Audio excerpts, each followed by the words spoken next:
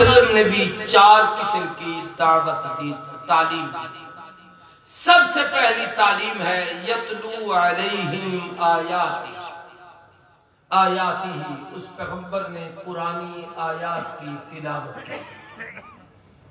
حضرت قاری صاحب ہم سب کے استاد ہیں، یہ ہمارے مولانا صدیق صاحب بیٹھے ہیں، بہت پاکستان کے منجے ہوئے مبلغ ہیں، خوبصورت آواز ہے، بڑا اچھا اصلاحی انداز ہے ان کی تقریر کا، اور یہ باہر کی دنیا میں بھی جماعتوں میں ان کے کئی سال لگے ہوئے ہیں حضرت کی شرح اللہ قرآن۔ میں یہ عرض کرنا چاہتا ہوں کہ قرآن مجید یہ پڑھاتے ہیں، پہلی جو تختی ہے اس میں صرف 29 حروف ہیں، الف سے لے کر یا۔ ان 29 حروف کو سیکھنے کے لیے یہ اتنی بڑی تعداد طلباء کی بیٹھتی ہے۔ اس پر استاد جی 5 سال لگواتے ہیں ان بچوں کے، صرف ان 29 حروف کو سمجھنے کے لیے۔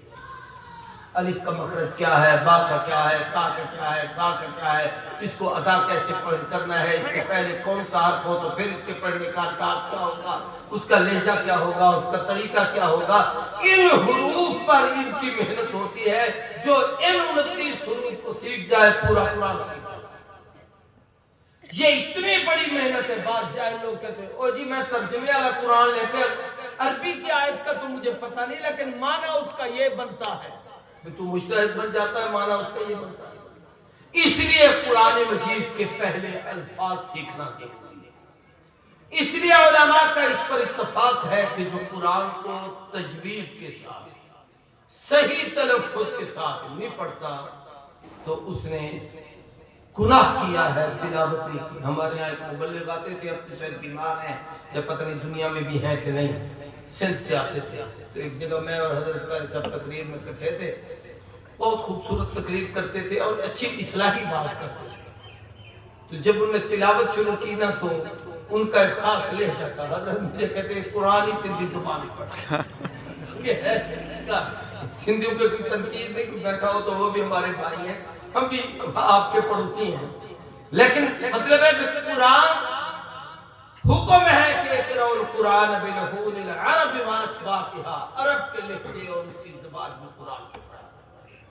تو یہ پہلا فریضہ حضور کی پہلی تعلیم قرآن مجید کی تلاوت کی۔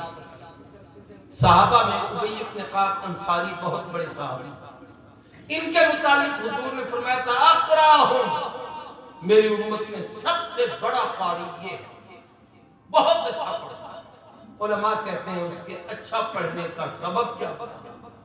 وہ یہ تھا کہ وہ اپنی قرات میں نبی کریم صلی اللہ علیہ وسلم کا لہجہ اپنائے۔